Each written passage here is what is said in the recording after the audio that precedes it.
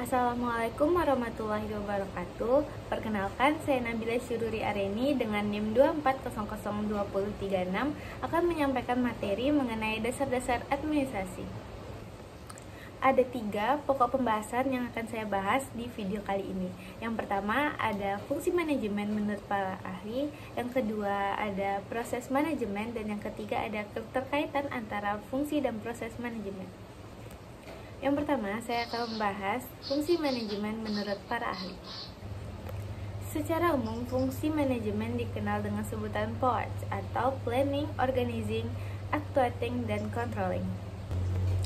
Fungsi manajemen menurut para ahli yang pertama menurut Sondang P. Sian. Profesor Sondang merupakan pengarang buku berdarah Batak yang terkenal dengan karangannya mengenai manajemen.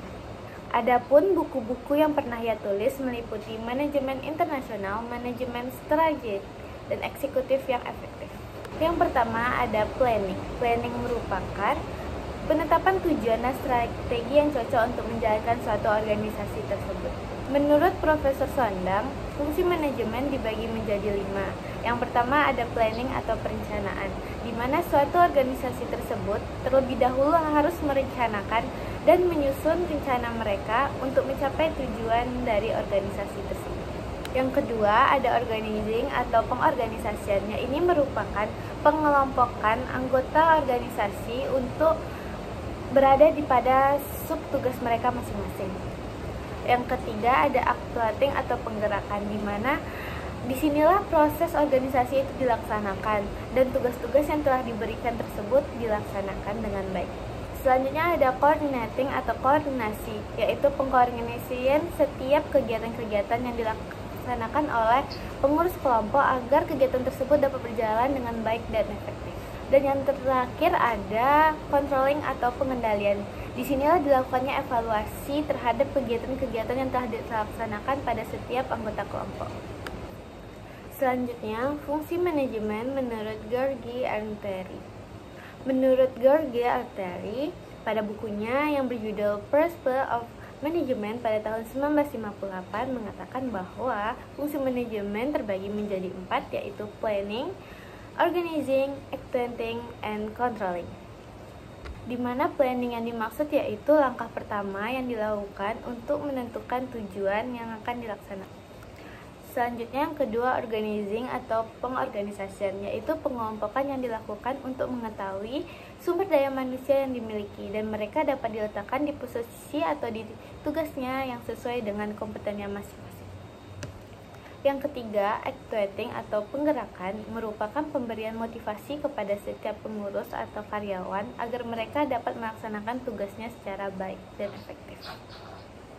Dan yang terakhir ada controlling atau pengendalian. Hal ini merupakan pemantauan atau evaluasi yang dilakukan untuk melihat apakah yang dilaksanakan telah sesuai berjalan dengan yang diinginkan. Fungsi manajemen selanjutnya menurut Henry Fayol. Menurut Henry, fungsi manajemen dibagi atas 5 poin utama, yaitu ada planning, sama halnya seperti yang dikatakan oleh Sondang dan George Alteri. Planning merupakan hal yang dilakukan untuk menetapkan tujuan dari sebuah organisasi. Selanjutnya ada organizing, sama seperti yang dikatakan oleh 2 tokoh sebelumnya, untuk menentukan sumber daya manusia yang cocok dan sesuai dengan kompetennya mereka masing-masing agar tujuan dapat dicapai semaksimal mungkin. Selanjutnya ada coordinating atau koordinasi, yaitu mengkoordinasikan kegiatan-kegiatan yang dilakukan oleh berbagai pihak demi mencapai tujuan yang sudah ditetapkan. Selanjutnya yang terakhir ialah controlling atau pengendalian, yaitu memantau dan mengevaluasi kegiatan atau pelaksanaan tugas supaya bisa dijadikan pembelajaran demi tercapainya tujuan bersama. Materi yang kedua yaitu proses manajemen. Proses manajemen dilaksanakan dengan 4 langkah, yaitu planning, organizing, actuating, and controlling. Planning diperlukan agar dapat mencapainya goals atau tujuan dari organisasi. Di tahap ini perlu memikirkan cara apa yang dipilih serta strategi yang ditetapkan dalam sebuah perusahaan ataupun organisasi. Yang ketiga ada actuating, yaitu memberikan motivasi kepada setiap pihak serta mampu menjalankan tanggung jawab dengan baik. Yang ketiga ada actuating, yaitu memberikan motivasi bagi setiap pihak serta mampu menjalankan tanggung jawabnya dengan baik. Kepemimpinan ini mampu meningkatkan kesadaran dalam bekerja, membimbing, dan mengarahkan sehingga kinerja berjalan dengan baik dan efektif. Yang keempat itu controlling. Proses ini dilakukan untuk melakukan evaluasi sambil membandingkan antara tindakan nyata dan apa yang telah direncanakan. Apakah telah sesuai dan mencapai tujuan atau tidak.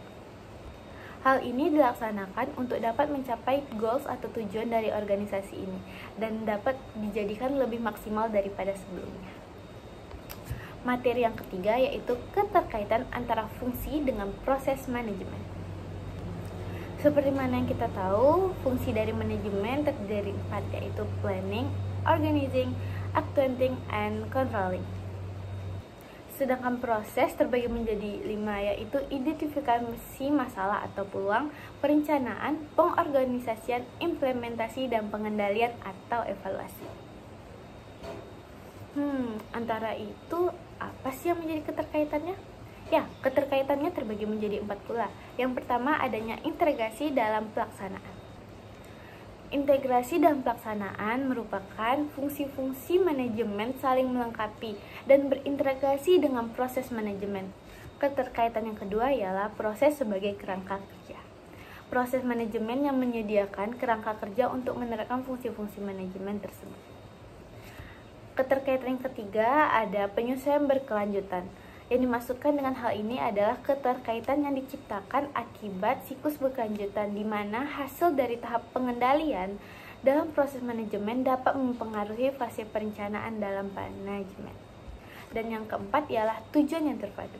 Fungsi dan proses manajemen bekerja sama untuk memastikan bahwa tujuan dari organisasi tersebut dapat tercapai semaksimal mungkin. Jadi, keterkaitan antara fungsi dan proses manajemen dapat kita simpulkan bahwa fungsi dan proses manajemen ini saling bergantung dan saling mendukung. Fungsi-fungsi manajemen memberikan dasar untuk langkah-langkah dalam proses manajemen.